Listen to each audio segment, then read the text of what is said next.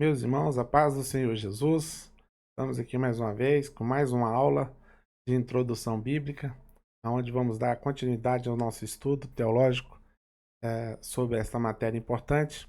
E eu louvo a Deus pela sua vida que aqui se encontra assistindo essa aula.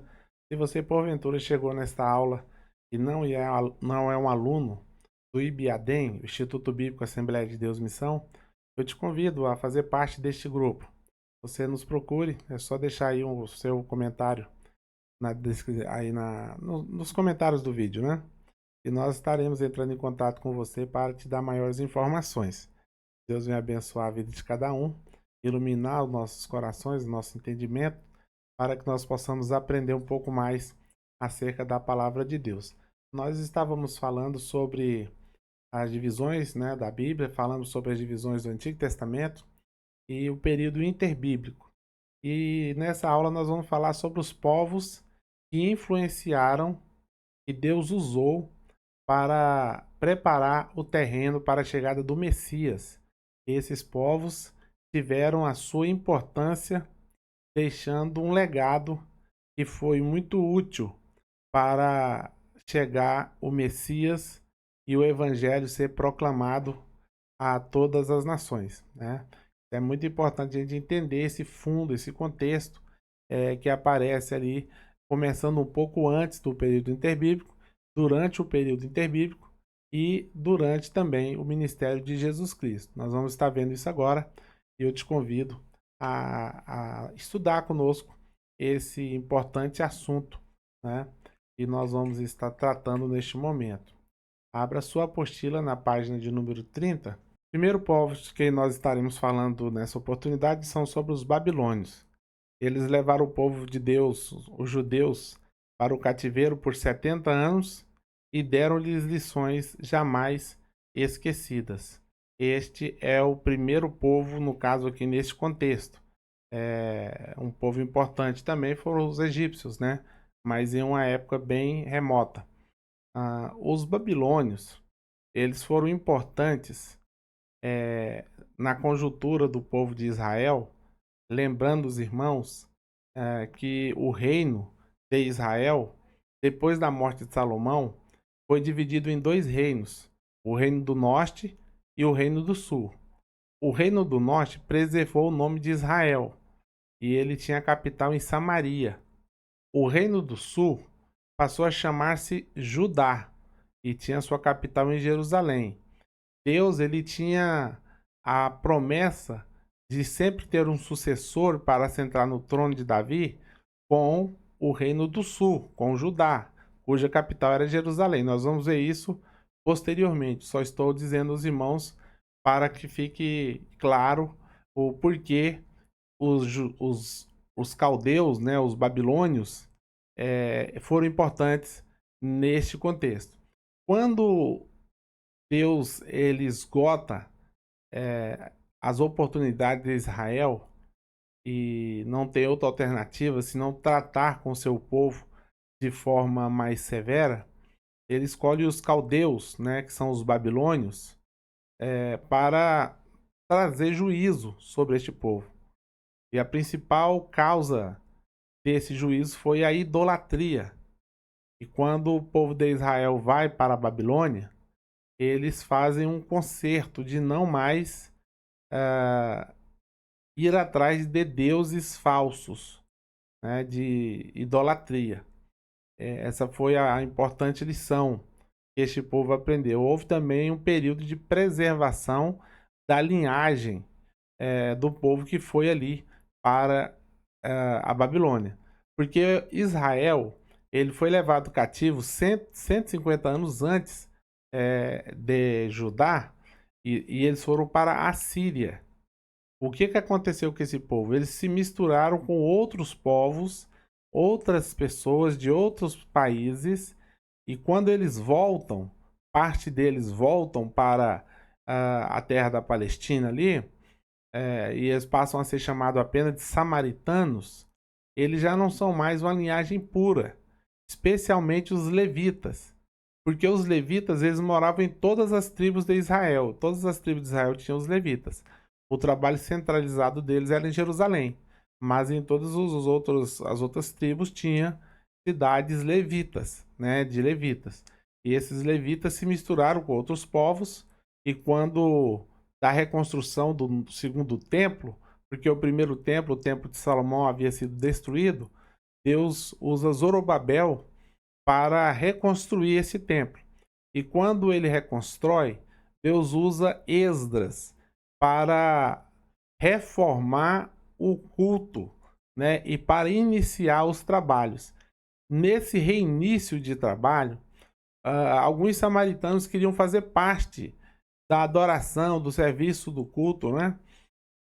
E eles não tiveram como comprovar sua genealogia. Por quê?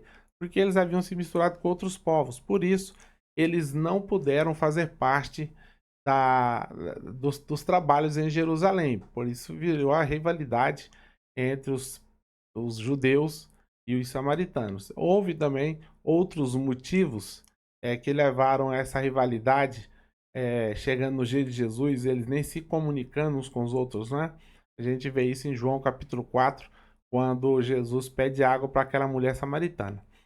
Então os babilônios eles foram muito importantes, porque eles preservaram a linhagem judaica. Quando esses judeus voltam, eles voltam sabendo da sua linhagem, de quem eram filhos, se eram levitas, se eram da tribo de Judá, se eram da tribo de Benjamim, né? Enfim, eles voltaram conscientes do seu papel como os filhos de Abraão, né? Isso foi muito importante.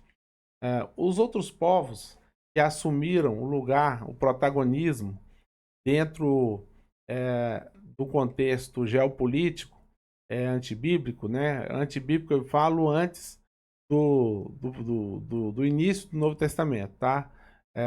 No período interbíblico, esse é o termo mais correto de dizer.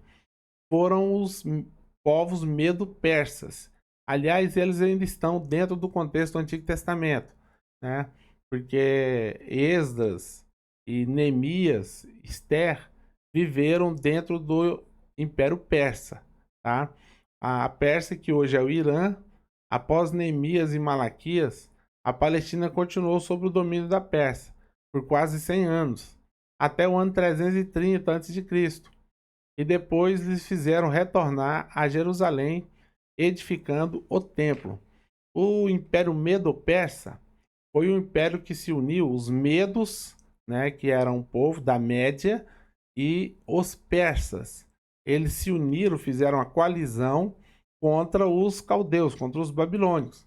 E eles derrotaram os babilônios. Está registrado no livro de Daniel, quando Belsazar ele veio escrever na parede do palácio uma mão escrevendo algo que ele não conseguia decifrar. Eles chamam Daniel, e Daniel decifra que o reino deles havia chegado ao fim. E naquela mesma noite, diz o texto, Dário, o medo, né? O medo porque ele era da Média, ele toma a cidade de Jerusalém, a capital de Jerusalém. O principal monarca do Império Medo-Persa era o rei Ciro. Mas quem entrou na Babilônia, na capital, foi Dário, né? Primeiramente. E o rei Ciro, no seu primeiro ano de império, ele determinou que os judeus voltassem para suas terras. Eles deu, né, carta de alforria para esses judeus, deu materiais para eles reconstruir o templo, e eles ajudou em tudo do que estava no alcance deles para que os judeus que quisessem retornar pudessem voltar para a Palestina, para Canaã, e reconstruir aquela cidade sagrada, né? E Zorobabel, ele volta com uma leva de judeus, reconstrói o templo, depois vem Neemias, reconstrói os muros, e Jerusalém volta a ser uma cidade diferenciada novamente, sem a mesma glória de antes, porque o templo que foi construído foi um templo bastante modesto, a cidade reconstruída não tinha o mesmo resplendor da cidade dos templos de Salomão, mas o fato é que eles estavam de volta para casa depois de 70 anos. Havia alguns problemas, e um dos principais problemas é que eu falei na aula passada sobre a língua. Quando esse povo vai para a Babilônia, eles começam a falar uma língua internacional, uma língua comercial, que era o aramaico, que é um dialeto semita. Quando esse povo retorna para Jerusalém, eles não conhecem o idioma hebraico.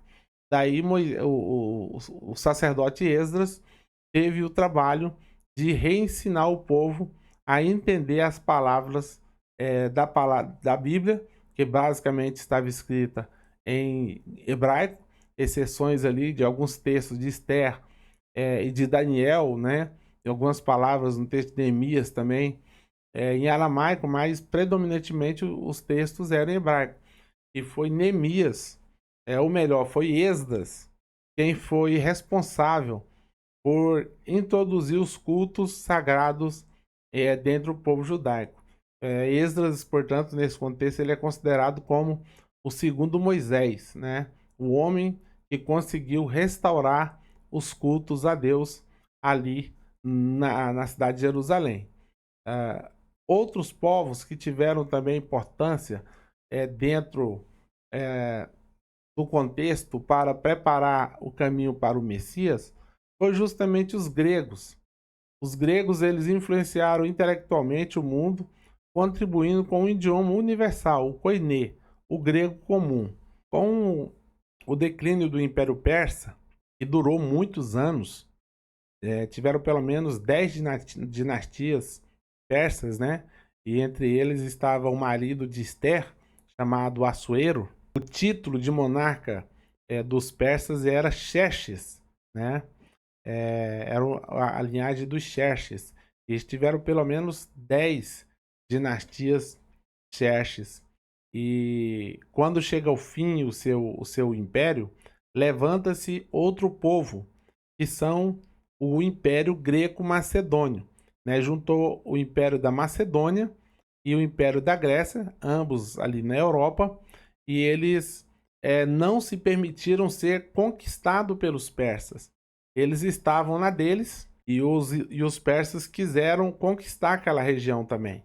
E eles lutaram bravamente para não se deixar ser assimilado dentro do Império Persa e eles fizeram uma batalha hercúlea, né, contra os persas. A história diz que 30 mil soldados greco-macedônios enfrentou cerca dos 300 mil soldados persas e eles acabaram vencendo e derrotando o Império Persa. O Império Persa cai e levanta-se no lugar dele o Império Grego. A contribuição do Império Grego foi de suma importância até os dias de hoje, porque os gregos, eles trouxeram a ideia de democracia, os gregos trouxeram a ideia de filosofia e principalmente os gregos influenciou o mundo com o seu idioma, né, que foi o idioma koiné, o grego koiné, que temos o grego clássico, né, que é o grego mais intelectual, e temos o grego koiné, que seria o grego mais comum, né? E essa língua ela se tornou como uma língua universal. Praticamente todas as pessoas desse período eles falavam grego, eles passaram a escrever em grego. O pensamento grego, né, a liberdade de pensamento grego, a liberdade de expressão grega ajudou bastante a disseminação do evangelho. Os irmãos vão se lembrar que quando Paulo chega na cidade de Atenas, ele não foi ali com o intuito de pregar o evangelho, apenas esperar os seus companheiros de ministério para ir para Corinto, né, que também fica na Grécia, e Atenas, obviamente, é a capital da Grécia. Eles viram que aquele povo eles eram entregue à idolatria e eles tinham ali muitos altares e cada altar era dedicado a um deus. E dentre esses altares tinha um templo, ou melhor, um altar dedicado ao Deus desconhecido, para que porventura eles não esquecessem de algum deus e esse deus se irasse contra eles e os destruísse, né? Então eles tinham esta cultura. Quando Paulo começa a falar de Jesus, que é o Deus desconhecido, exatamente o Deus desconhecido dos judeus, eles se ajuntam em uma multidão, leva Paulo para o Areópago, que era o anfiteatro da Grécia, e à época cabia cerca de 25 mil pessoas, era um negócio para a época colossal, né? Parte do Areópago ainda existe até hoje, se você for na Grécia, nas ruínas da Grécia Antiga, da antiga Atenas, né? Você vai ver ali as ruínas do Aerópago. E ali o apóstolo Paulo pregou o evangelho, né? Não era o projeto dele, mas era projeto de Deus. E o texto ele fala algo muito interessante. Ele diz o seguinte: e os gregos, né, não se ocupavam de nenhuma outra coisa senão de aprender alguma novidade. Os gregos eram fissurados por aprender alguma coisa. Eles tinham uma sede por conhecimento. Essa era a característica deles.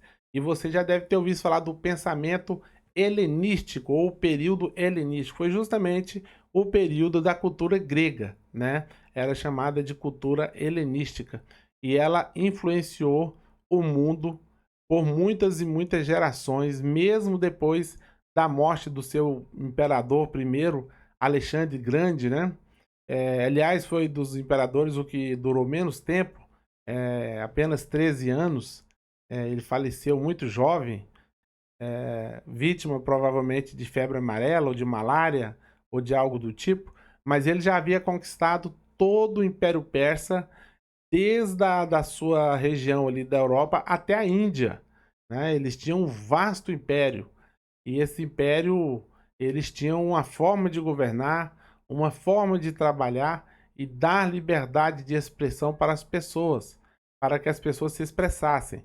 E isso facilitou, em duplo aspecto, a disseminação do evangelho. Primeiro, a língua, né? Ficou fácil de pregar para as outras pessoas por causa da língua que era comum, né? Que era o grego.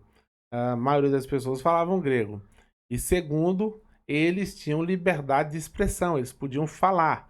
É verdade, sim, que muitos foram mortos por falar, mas não perseguidos pelos gregos, e sim pelos romanos ou pelos judeus, né? Mas não pelos gregos. Os gregos não tinham ressalva quanto às pessoas terem a sua fé, né, e exercer o direito de falar sobre ela. Depois vieram os povos romanos. Os povos romanos vieram, né, e eles contribuíram com a paz universal e o intercâmbio entre os povos unificados sob o seu domínio. Os povos romanos já chegam nos dias de Jesus, um pouco antes, né? 67 a.C., o Império Romano conquistou a região de Jerusalém, a região de Judá, e eles implantaram uma nova filosofia de governo. Eles colocavam governos locais, né, em várias províncias, como por exemplo em Israel tínhamos Herodes na Galileia e tínhamos Pôncio Pilatos na Judéia, né? Além de outros, né? Tinha outros na mesma região da Judéia, outros tetrarcas, né? Que era o nome dado ao governador local ali. Mas todos eles respondiam a Roma. Todos eles respondiam ao Império Romano e ao Senado Romano. Mas o Império Romano ele contribuiu em muito com a propagação do Evangelho, construindo muitas estradas, né? A questão do transporte melhorou muito na época do Império Romano e na questão da Pax Romana. O Império Romano eles tinham a filosofia de manter a paz pela força. Ou seja, se alguma vila, se alguma província se rebelasse de alguma maneira contra o Império Romano, iam para ali legiões de soldados, milhares de soldados, e reprimia de forma violenta aquela sedição ou aquela rebelião, e os povos voltavam de novo para o jugo dos romanos. Eles eram extremamente pacíficos, mas a paz que eles promoviam era através da força. Mas isso ajudou, né? Por quê? Porque eles facilitaram a questão do deslocamento, a segurança, né? Já não havia tantos salteadores, porque havia uma política muito rigorosa contra salteadores, contra rebeldes, né? E eles então tiveram com certeza deram uma grande contribuição para o Império Romano. Esses homens ou esses imperadores ou esses impérios que eu acabei de citar, nós vamos falar mais deles em outras oportunidades, mas eu quero adiantar para os irmãos que nós temos o sonho de Nabucodonosor. Ele sonhou com uma grande estátua, e aquela estátua tinha a cabeça de ouro, tinha o peito e os braços de prata, tinha o abdômen de bronze, tinha as pernas de ferro, né? E os pés em parte de barro e em parte de ferro, né? E era exatamente a representação desses imperadores. Cada parte da estátua representava uma parte do imperador. E de cima para baixo, da cabeça para os pés, foi exatamente a sequência desses povos que nós acabamos de apresentar aos irmãos, né? Aqueles animais, os 4 animais que Daniel vê surgir também do mar, ali do Oceano Atlântico, ou melhor, do mar Mediterrâneo, né? Que é banhado pelo Oceano Atlântico, mas é o mar Mediterrâneo. Eles também representavam esses mesmos monarcas, né? E por fim nós temos o povo judeu, né?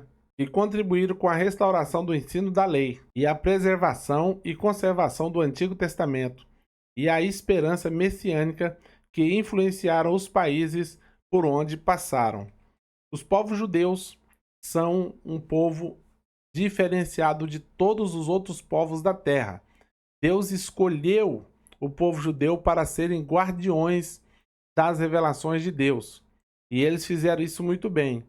Eles se comportaram muito bem? Não, não se comportaram muito bem. Nós lemos a história do povo de Israel desde os tempos de Moisés até os tempos de Malaquias e a gente vai ver que eles não se comportavam muito bem. Porém, no que diz respeito a ser guardião da revelação, eles fizeram isso com primor.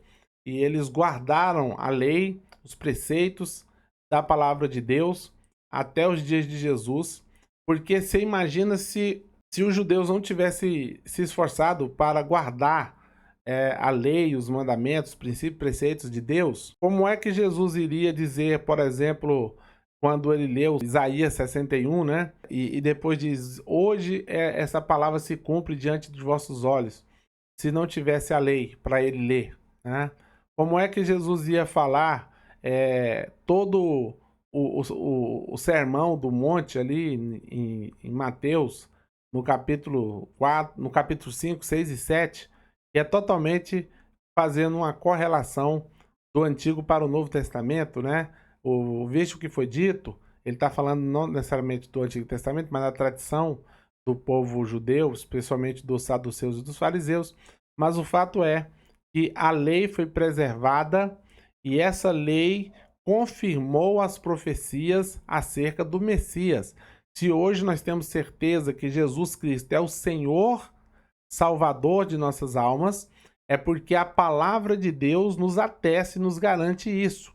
E quem fez essa preservação, obviamente inspirado e usado por Deus, foram o povo judeu. Portanto, o povo judeu, eles têm uma importância ímpar nas nossas vidas como cristãos, né? Então a gente precisa sempre levar isso em consideração, tá? Isso é muito importante. Bom, vamos continuando aqui na questão da divisão da Bíblia, né? Nós já falamos da divisão do Antigo Testamento, que são divididos em 4 partes, do período interbíblico, dos povos que influenciaram a chegada do Messias e a pregação do Evangelho sobre o mundo. E agora vamos falar um pouco sobre o Novo Testamento, sobre a estrutura do Novo Testamento. O Novo Testamento também se divide em 4 partes. Quais são essas partes? Biografia, história, doutrinas e profecia. Biografia são os 4 evangelhos: Mateus, Marcos, Lucas e João. Os 3 primeiros são chamados de sinóticos por causa do paralelismo entre eles. A história é só um livro, que é Atos dos Apóstolos. Ele registra a história da igreja primitiva no início de sua caminhada, sem a presença física do Senhor Jesus, mas com a presença do Espírito Santo. Epístolas são individuais, dirigidas a pessoas, né? Quais são elas? 1 Timóteo, 2 Timóteo, Tito e Filemon. Essas foram individuais, elas foram dirigidas a uma pessoa.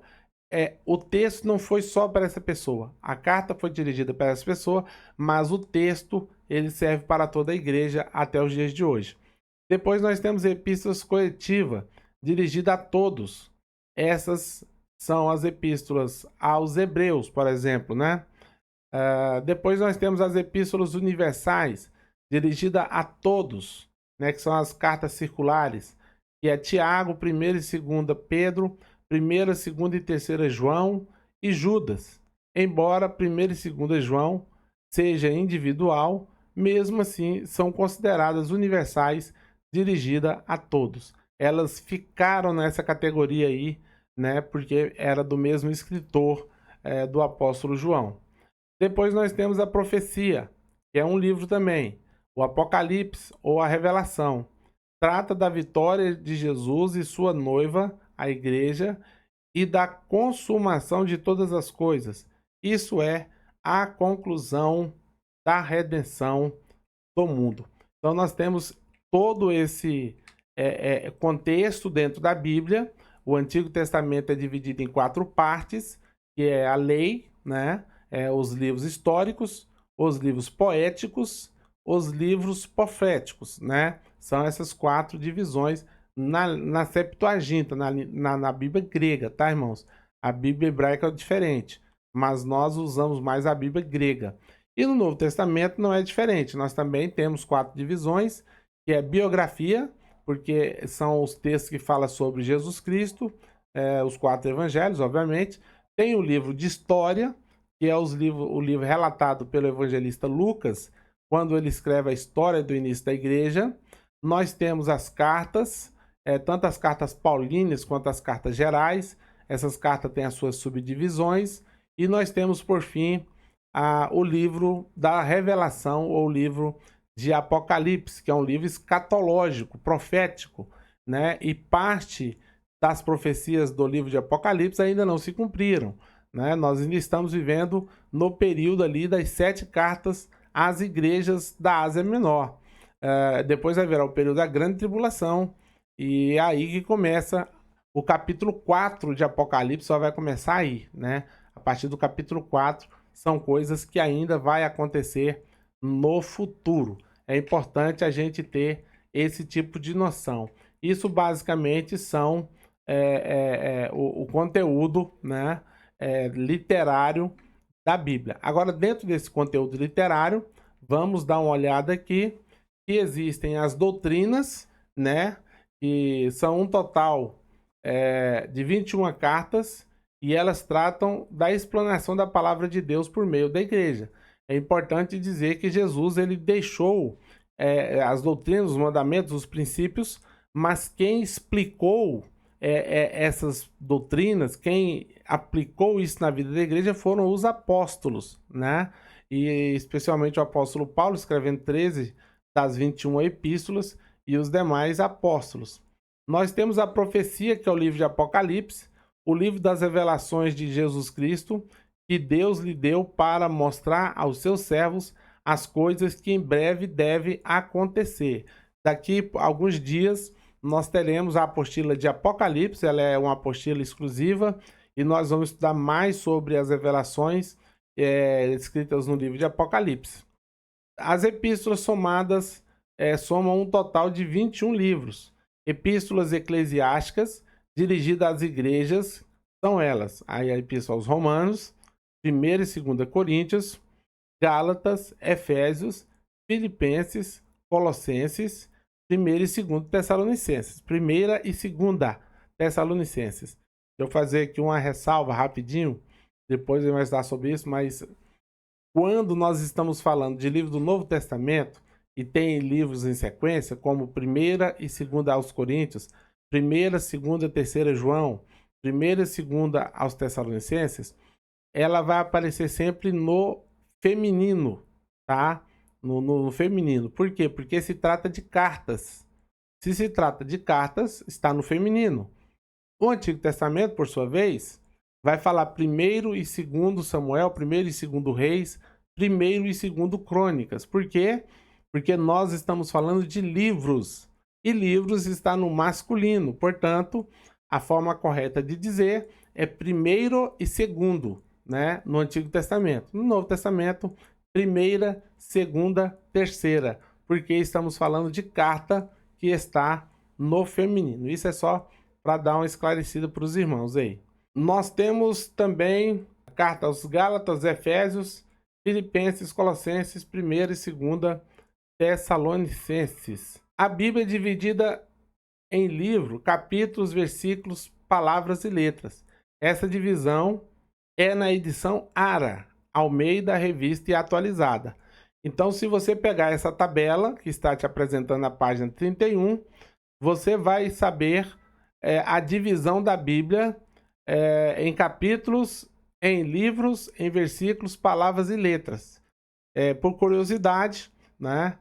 A Bíblia, no Antigo Testamento, temos 39 livros, capítulos. Nós temos 929 capítulos, eu estou falando do Antigo Testamento.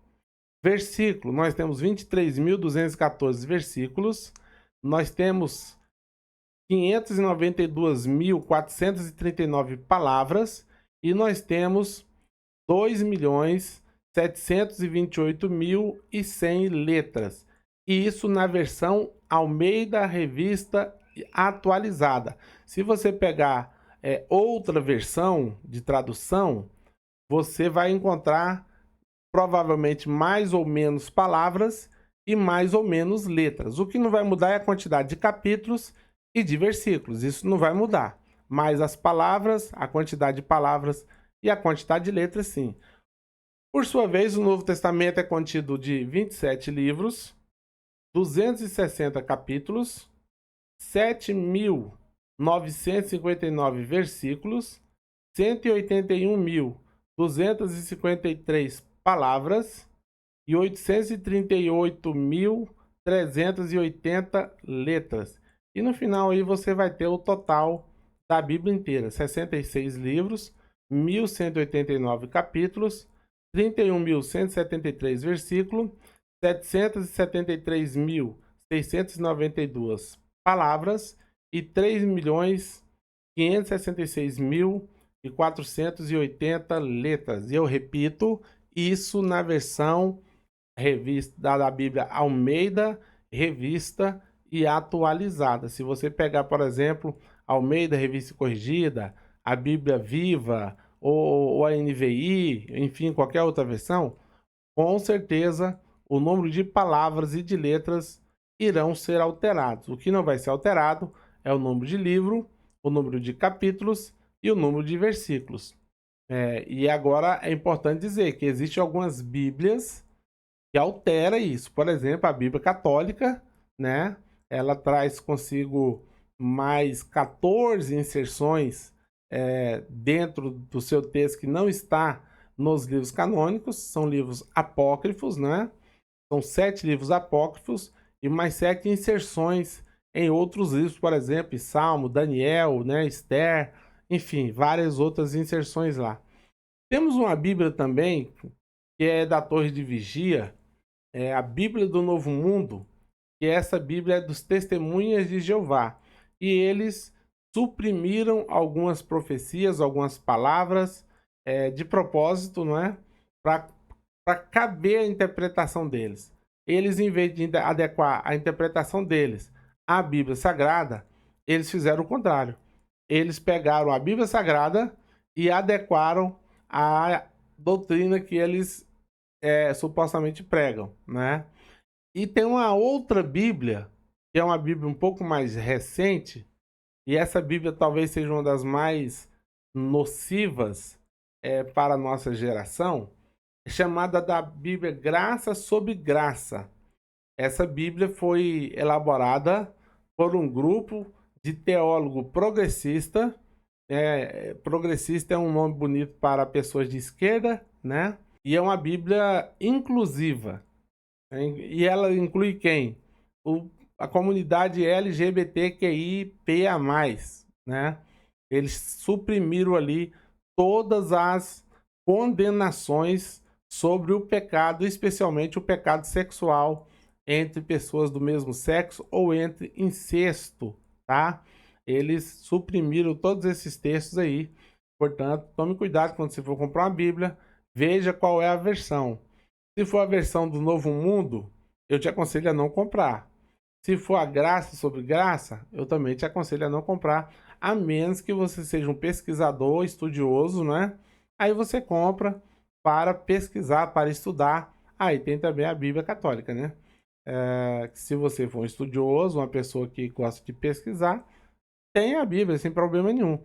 Mas fique certo de que elas alteram o texto original que chegou até os nossos dias, tá bom? Elas alteram, portanto, não são confiáveis as suas doutrinas, suas palavras ali e os seus contextos. Isso é muito importante ficar sabendo. Bom, irmãos, nós vamos parando por aqui e que Deus venha abençoar a sua vida e nos vemos na próxima aula. E fique na paz do nosso Senhor e Salvador Jesus Cristo.